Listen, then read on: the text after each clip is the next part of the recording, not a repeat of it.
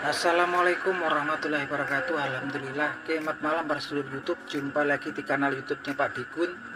Para sedulur, sepertinya nyaris sebagian besar dari kita pastinya sudah menonton pertandingan antara timnas sepak bola kesayangan kita, timnas sepak bola Indonesia, timnas Garuda.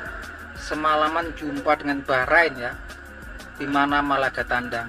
Yang sepertinya harusnya kita menang ya teman-teman. Semalam itu unggul 2-1, tapi karena kemudian wasitnya si Ahmed Al-Kaf dari Oman ya, yang masih negara tetangganya Bahrain, ini sama-sama Timur Tengah, sepertinya berat sebelah ya gitu kan.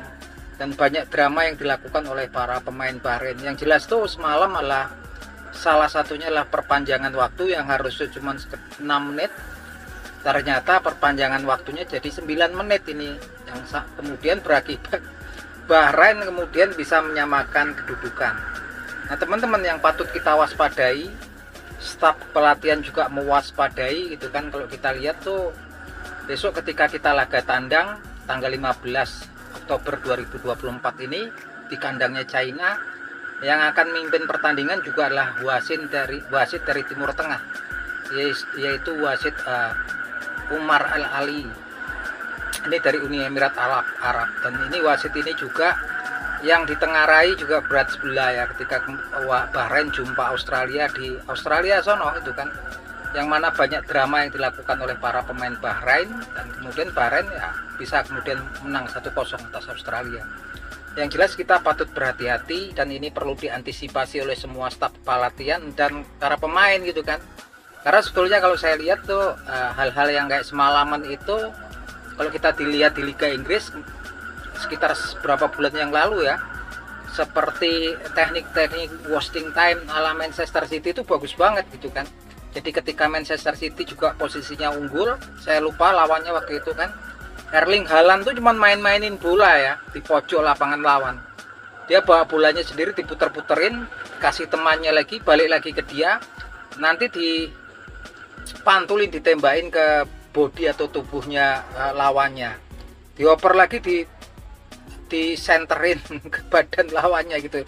Ini teknik-teknik yang harusnya memang dipikirkan oleh staf pelatihan gitu kan, dan para pemain gitu kan. Itu pernah ya saya lihat kemarin ketika teknik wasting time-nya ala Erling Haaland dari Manchester City gitu kan.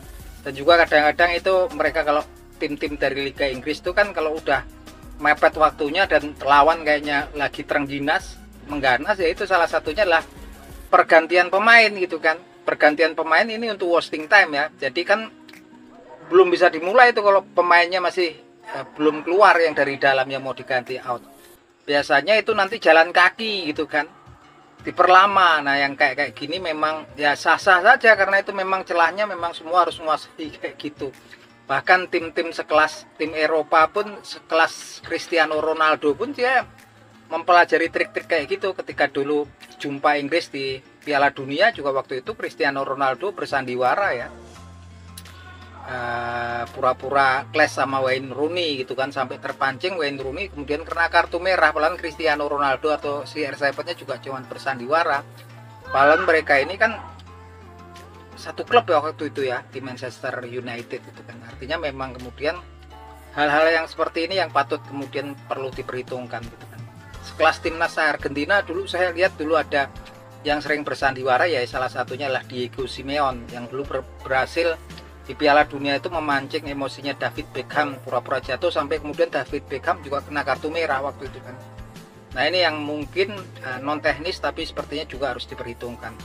Nah yang jelas kan besok di kandangnya China, ini nggak menutup kemungkinan, namanya juga tuan rumah kan. China ini udah berapa laga yang dijalani kalah terus dia. Pertama 7-0 lawan Jepang gitu kan, lawan Australia kalah 3-1, lawan Saudi Arabia juga kalah kan 2-1 gitu kan.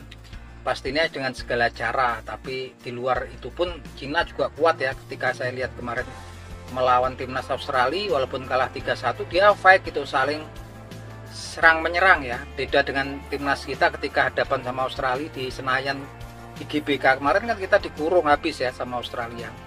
Artinya memang terlepas dari faktor non teknis tersebut ya, Cina ya perlu diperhitungkan, harus hati-hati. Dan dia ini partai hidup mati ya kayaknya ya, itu karena memang 3 laga yang udah dilewati dia kalah terus itu kan. Dan memang ini harus hati-hati, salah satu faktor non teknisnya wasitnya ini dari lagi-lagi wasitnya dari Umar Ali ini dari Uni Emirat Arab ini, dan bisa digoyang. Nah itulah memang artinya memang harus betul-betul diperhitungkan, karena semalaman itu kan sebenarnya waktu kita menit-menit terakhir sebenarnya Witan Sulaiman juga sempat menguasai bola gitu kan. Artinya kalau kemudian mau wasting time ya dimain-mainin juga harusnya bisa gitu kan. Cuman justru kemudian memang bernafsu untuk menyerang, dan juga memang perlu dipikirkan timnas kita ini pelapisnya ya.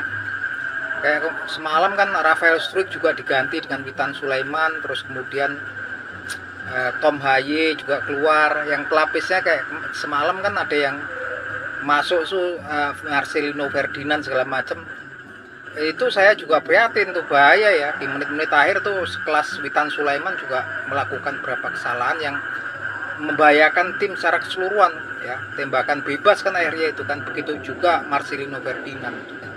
Dan sebetulnya mereka juga kalau kemudian harus pintar, saya pikir juga bermain drama. Nah saya senangnya Rafael Struijk ini walaupun kelihatannya klemar-klemar, dia pintar kayaknya ya mengganggu ritme permainan lawan itu kan. Seperti Rafael Struijk ngikut kipernya gitu kan, agak-agak pelanggaran yang terukur gitu kan. Kayak Ratna Roratmangun juga dia itu pelanggaran dikit ya namanya untuk kemudian mengganggu ritme permainan lawan, itu yang sepertinya memang belum dipunyai oleh pemain-pemain dari timnas kita yang memang dari lokal sini ya teman-teman. Kalau yang dari diaspora itu kayaknya udah lumayan semua. Oleh karena itu juga kita berharap Bapak Erick Thohir untuk wingernya kanan kiri, attacking midfieldernya juga strikernya kayaknya memang harus didatangkan, mau nggak mau memang harus diaspora harus datang lagi gitu kan.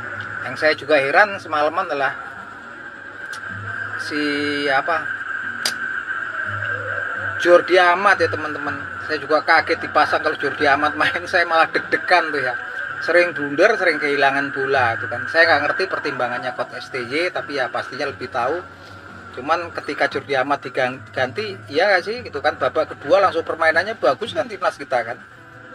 Jordi Amat, terus si Malik Rizaldi juga kayaknya belum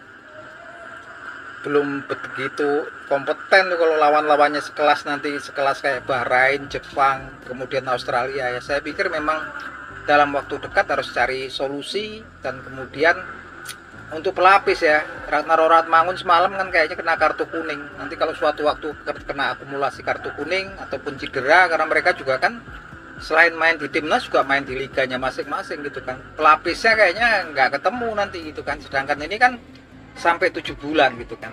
Sudah sebetulnya kalau semalaman kita menang tuh lumayan teman-teman, kita peringkat 2 di grup.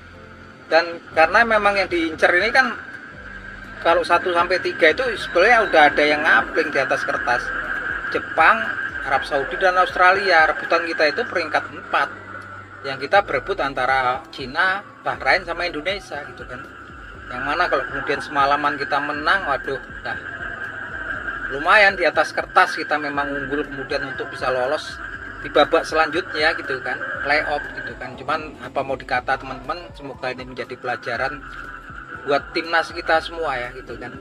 Nah itu aja teman-teman obrolan kita di malam hari ini, nggak lain dan bukan ini sebatas obrolan omong kosong ya, sebatas dari para penghobi sepak bola. Apapun itu saya tetap bela habis, tetap tonton timnas kita walaupun menang kalah apapun permainannya. Oke gitu teman-teman, salam seduluran dari kanal YouTube-nya Pak Digun ya.